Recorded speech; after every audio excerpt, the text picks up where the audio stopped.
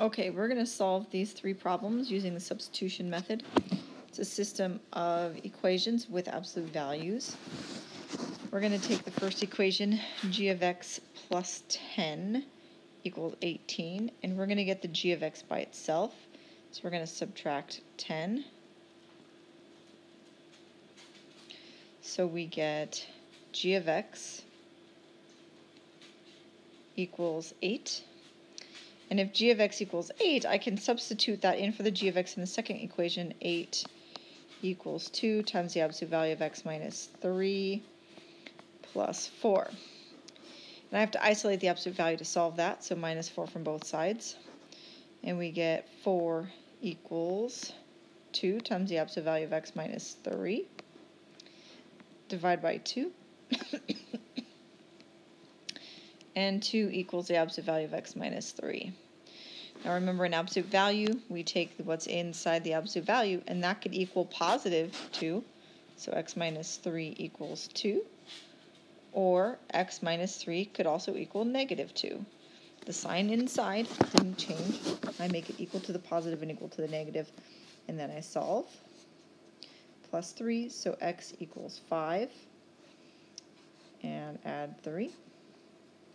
And x equals 1. And then I'm going to write my ordered pairs. Remember, g of x equals 8. That means the y values are 8. So it's 5, 8, and 1, 8 are my two solutions. Okay.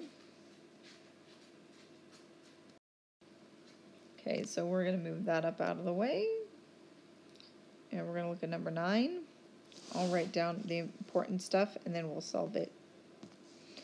So y is equal to negative absolute value of x plus 1 plus minus 3. So I want to solve for y. I'm going to add x. And we get y equals x minus 9. And so that I'm going to substitute in for the y here. So I get x minus 9 equals negative absolute value of x plus 1 minus 3. Let's move this up out of the way so we have some space. And so I need to isolate the absolute value. Apologize for my annoying cough. X minus 6 equals negative absolute value of x plus 1. Divide by negative 1. So negative x plus 6 equals the absolute value of x plus 1. Now I can write my two equations. X plus 1 could equal negative x plus 6, or x plus 1 could equal the opposite, positive x minus 6. And that is from taking negative x plus 6 and multiplying it by the negative. And I have to make sure I distribute it so both signs change. I'm going to solve this. Plus x. So I get 2x plus 1 equals 6 minus 1, and I get 2x equals 6. Sorry, that's 5. I was going to write 5. So x equals 5 halves. And then subtract x on this equation. And I get 1 equals negative 6. So there's no solution on this one. And that means that this line and the absolute value function only cross once. So I have x equals 5 halves, and I'm going to plug that back into my equation. Y was equal to x minus 9. So y equals 5 halves minus 9. So we're going to make this a fraction over 1 and multiply 2 over 2. And y equals 5 halves minus 18 halves. And so y equals negative 13 halves. So my solution is 5 halves and negative 13 halves. You could check that by plugging it into Desmos and seeing if you got the same answer. Now I'm going to clear off my screen here.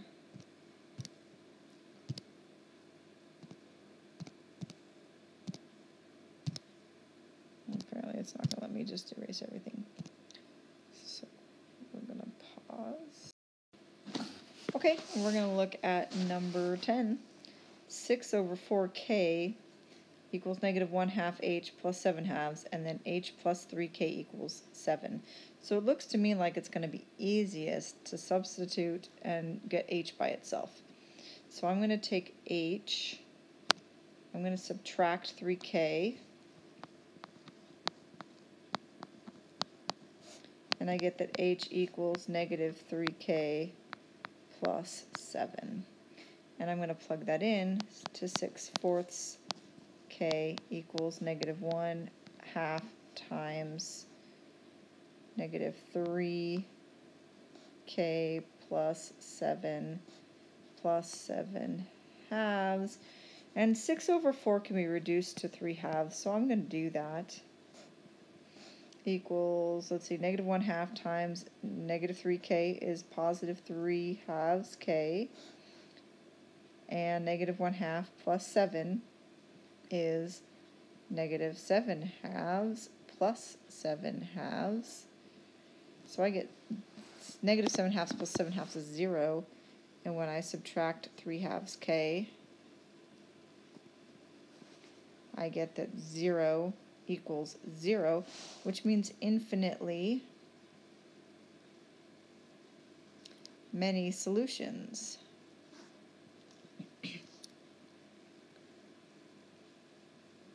And since I already came over here and solved this for k, we're going to say that our solutions, we can write them in a parametric form, and whenever we put them in a ordered pair, it's alphabetical. So h comes before k, so I have negative 3k plus 7. That's what h equals, h comma k, and then my k, since that's the variable in the second answer, in the first answer, then k is just itself. We've defined it. Now if I wanted to, I could write it in terms of h, comma, and I could solve for k on this. 3k equals negative h plus 7, and k equals negative 1/3 h plus 7/3 by dividing by 3. So my other possible answer would be 1/3 h plus 7/3 in my k spot. So these are my two parametric solutions. Either one is okay, you don't have to answer both. But if you're working on like a multiple choice question, it's going to be important that you look at what your choices are. And if the answer is in terms of k, this problem is in terms of k, then you want to solve and have k in your answer. And if the answers are in terms of h, you want to solve and have h in your answer. Okay, so now we're going to look at the graphing portion on the back side. I may not do all of these problems, but I'll do a good representation of them. So, number 11, solve the system of equations of inequalities by graphing. Remember that when it's an equal sign, there's no shading. When it's an inequality, you need to shade greater than, and shade up, less than, you shade down. So y equals negative x plus 5. We're going to graph that. Our y-intercept is 5. So we start on the y-axis at 5. You can't always get the points on these tiny little dots. Then we're going to go down 1 and over 1. And so that's this line. Because I just accidentally moved the paper. And then this one, 2x plus 0. Remember, when there's no constant, it starts at 0 and it goes up 2 over 1. Up 2 over 1. Oh, I missed the point. And it looks like our point of intersection is right here at 2. 1, 2, 3, 4. And so don't forget to identify your point of intersection 2, 4. Number 12, f of x is negative 2 times the absolute value of x plus 1 plus 4. So remember, this should be a v. Anytime there's an absolute value, it should be a v. The vertex is at negative 1, 4. That's my vertex. So negative 1, positive 4. And my slope is negative 2, so it's down 2 over 1. Down 2 over 1.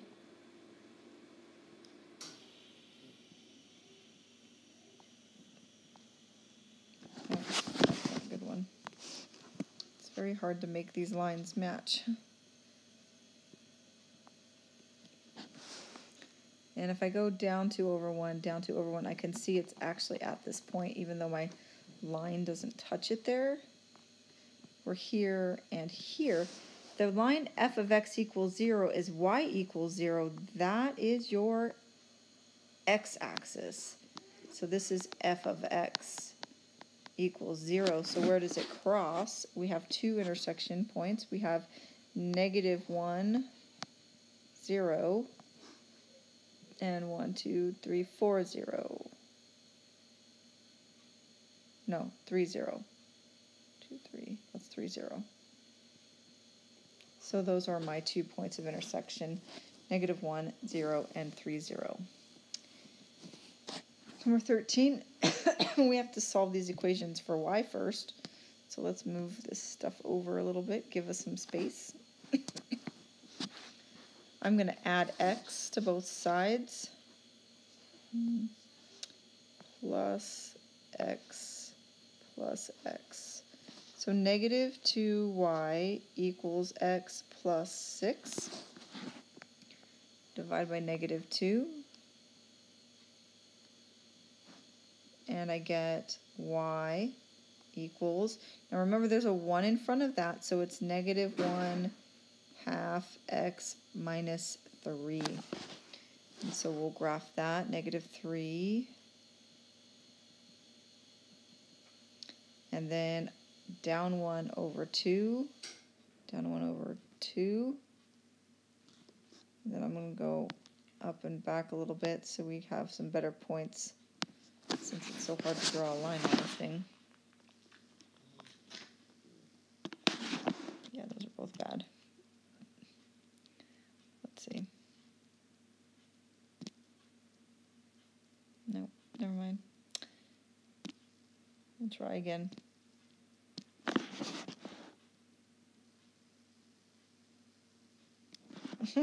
I keep missing my points. The stylus is annoying. Apologize. There we go.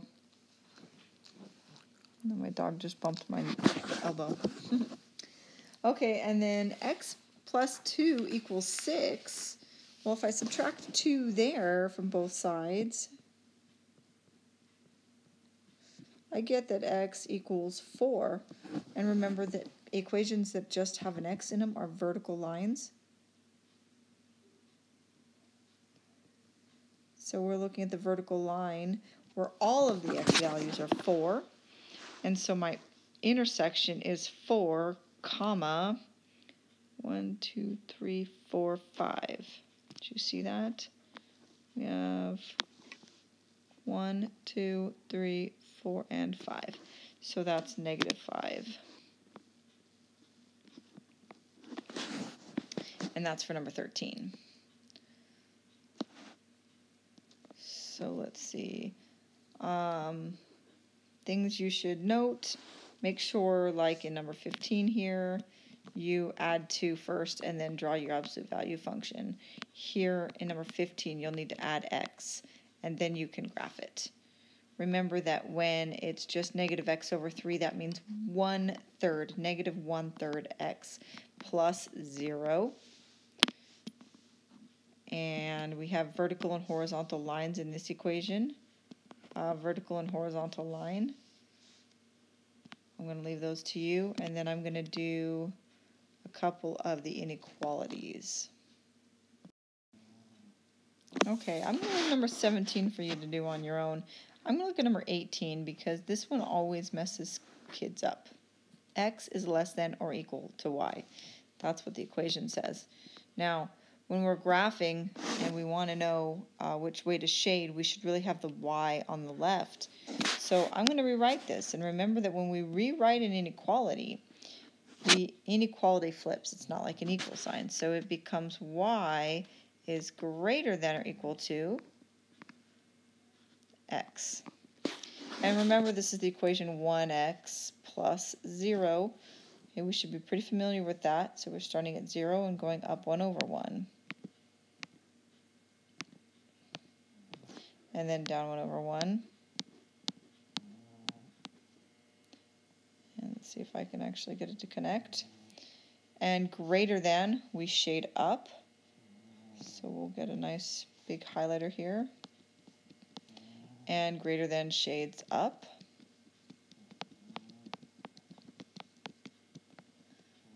And then our next equation is, we'll do it in green, 3x plus y. So I'm going to subtract 3x. So I get y is less than 3x plus 0. So I start at 0, 0, and I go up 3 over 1. And then down 3 over 1. Okay, and then it's going to be a dashed line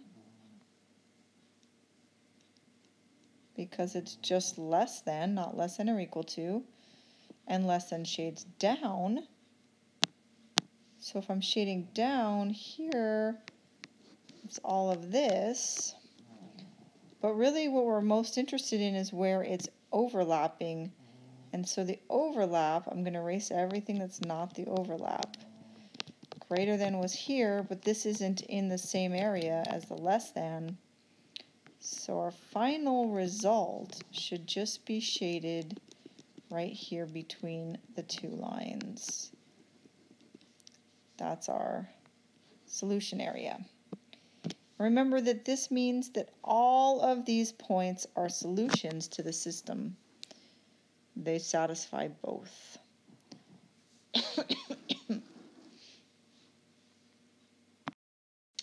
Okay, and the last problem I'm going to do is this one, number 20. Y is greater than 3. So remember that that is y equals 1. That's the only variable. It's a horizontal line at 3. Okay, and it should be dashed. Put a little extra dashes in there. And we're shading less than. Now remember the other way is to just do some arrows, that's greater than. Greater than. So we're going to shade up for this one. And then we have, y is greater than 1/2 x plus 1. So we'll do that one in blue. Y is greater than 1/2 x plus 1. So start at 1, go up 1 over 2, up 1 over 2. And this one is also dashed. 1 left 2. And so this one's dashed.